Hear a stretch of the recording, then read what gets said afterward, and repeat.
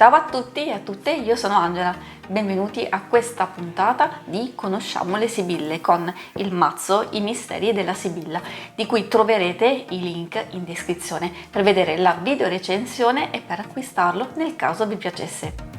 Se volete vedere le altre puntate che compongono questa serie, cliccate in alto a destra per accedere alla relativa playlist. Bene, direi che possiamo entrare nel vivo di questa puntata 0 in cui faremo un'introduzione alla Sibilla italiana.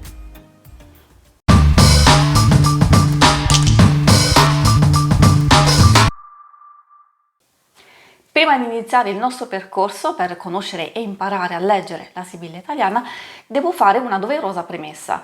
I video del corso sulla Sibilla avranno come protagonista il mazzo I misteri della Sibilla, per mia personalissima scelta dal lato puramente estetico, perché sono quelle che graficamente mi piacciono di più, ma voi siete liberi di scegliere altri mazzi che tra poco andrò ad indicarvi.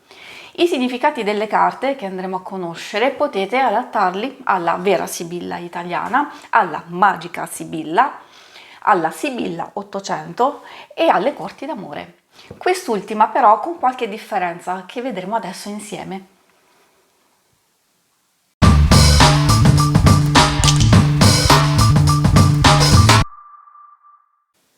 Le principali differenze tra tutti i mazzi che ho elencato riguardano l'inversione di alcune carte o il titolo diverso, che però non cambiano assolutamente nel significato. Le carte dei misteri della Sibilla, la magica Sibilla e la Sibilla 800 sono uguali, ma diversi nella grafica e nel nome di qualche titolo. Anche la vera Sibilla è uguale, ma ci sono alcune versioni dove troviamo invertiti il 3 di quadri, donna di servizio, e l'8 di quadri, regali, che quindi diventano il 3 di quadri, presente di pietre preziose, e l'8 di quadri, la donna di servizio. Anche nelle corti d'amore troviamo il 3 di quadri, regali, e l'8 di quadri, straniera. Nome diverso ma lo stesso significato della donna di servizio. Sempre nelle corti d'amore ci sono altre carte invertite. Noi vedremo e studieremo il 2 di fiori, la superbia, e il 3 di fiori, il viaggio, che nelle corti d'amore troviamo associato al 2 di fiori, il viaggio, mentre al 3 di fiori c'è l'alterigia. Pur cambiando nome e significati rimangono più o meno gli stessi, come ad esempio il 10 di fiori, la leggerezza, nelle corti d'amore è chiamata volubilità. Come avrete capito, le corti d'amore è un mazzo un po' diverso, tra alcune carte invertite, nomi diversi, e ci sono anche delle carte con un'interpretazione abbastanza diversa, ad esempio l'asso di quadri, la stanza, e il 9 di quadri, il delirante, che nelle corti d'amore diventano l'asso di quadri, la novità, e il 9 di quadri, l'audacia.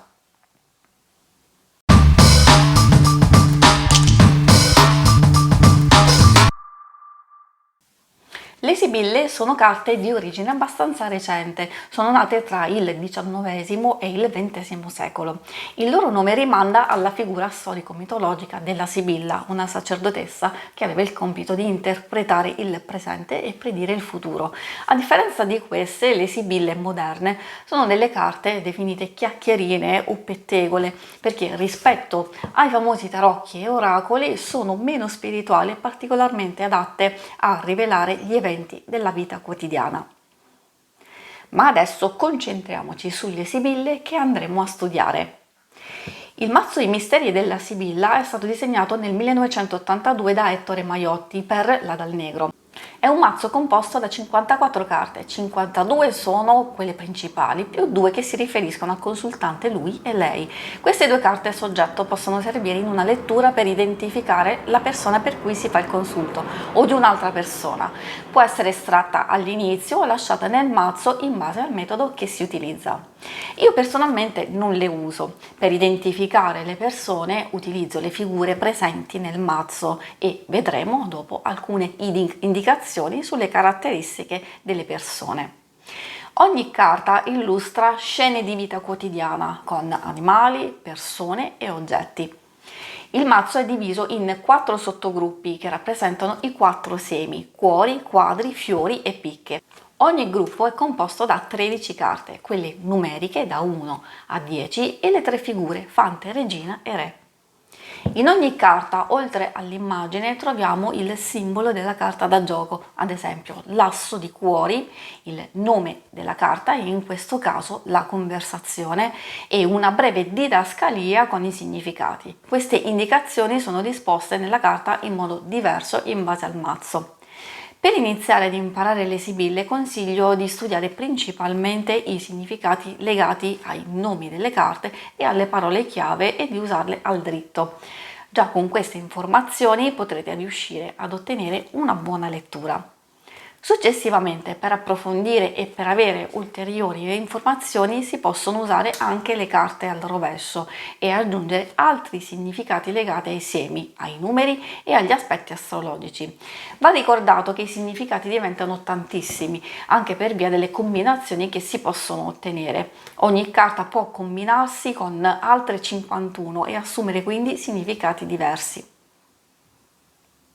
Una piccola curiosità è che su queste carte ci sono due numeri che si riferiscono alla Cabala e all'oniromanzia, cioè all'interpretazione dei sogni, e quindi possono essere utilizzati da chi volesse tentare la fortuna nel gioco del lotto.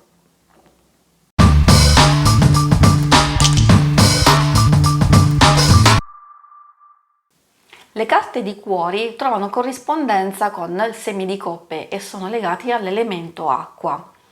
Indicano le emozioni, tutte le questioni affettive e sentimentali, ma anche le aspirazioni spirituali.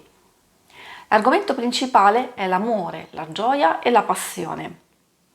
Le carte di quadri si riferiscono all'elemento terra e trovano corrispondenza con il seme di denari. Rappresentano tutto ciò che è materiale e ciò che si possiede, riguarda il denaro, gli affari e i guadagni. Inoltre indicano l'arrivo di notizie e di cambiamenti. Le carte di fiori possono trovare corrispondenza con il seme di bastoni e sono legati all'elemento fuoco. Rappresentano principalmente la carriera, gli studi e la creatività. Possono parlare di viaggi e spostamenti, miglioramenti, progressi e attività in generale. Le carte di picche trovano corrispondenza con il seme di spade e rappresentano i conflitti, le sfide, l'instabilità e gli ostacoli che si incontrano nella vita di tutti i giorni, ma anche la forza e il coraggio per contrastare le difficoltà.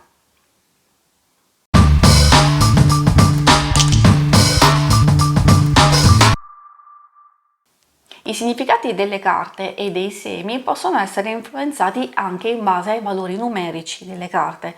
Sulla numerologia si potrebbe parlare per ore, ma avendo poco tempo si può semplicemente dire che il numero 1 è il simbolo di un nuovo inizio e forza, il 2 può indicare sia armonia e unione che lotta e contrasto, il 3 numero di realizzazione e creatività, il 4 è stabilità e concretezza, mentre il 5 è simbolo di libertà e di imprevisti.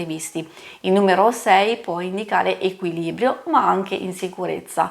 Il 7 rappresenta il progresso e il successo. Il numero 8 indica giustizia e stabilità, mentre il 9 è simbolo di protezione e riflessione ed infine il 10 indica il raggiungimento e la fine.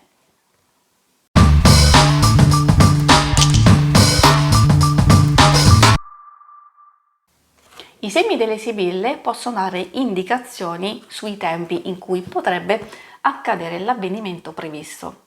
I cuori indicano la primavera, le carte di fiori indicano l'estate. Per i quadri abbiamo l'inverno, mentre per le picche un evento potrebbe avverarsi in autunno. Ad esempio, se in una lettura c'è una predominanza di carte di fiori, allora un evento predetto si avvererà in estate. L'argomento sui tempi è sempre abbastanza delicato, non sono da ritenersi strettamente attendibili, ma si possono comunque avere in linea di massima delle indicazioni interessanti. Nel corso delle puntate vedremo anche ogni singola carta che ha il suo periodo di riferimento.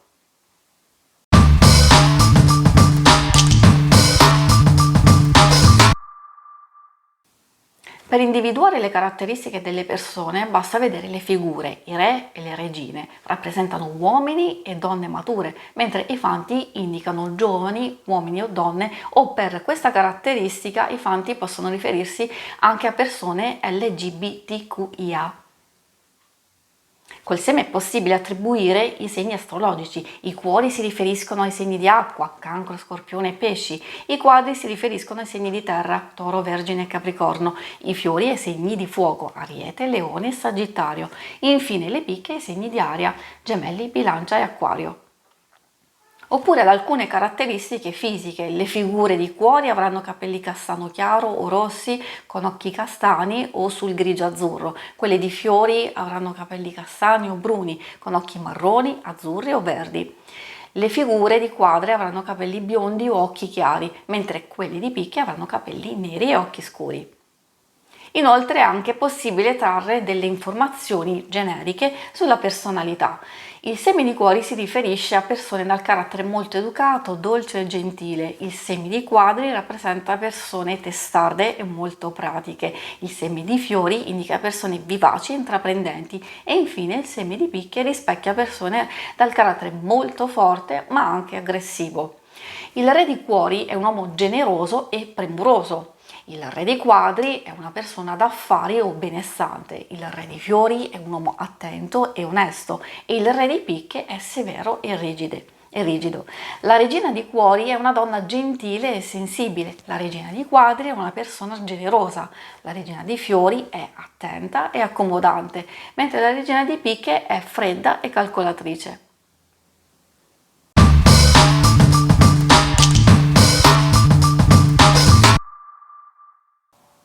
In ogni puntata andremo ad analizzare le 4 stesse carte ma appartenenti a 4 semi diversi, ad esempio i 4 assi, i 4 due, i 4 tre, eccetera eccetera.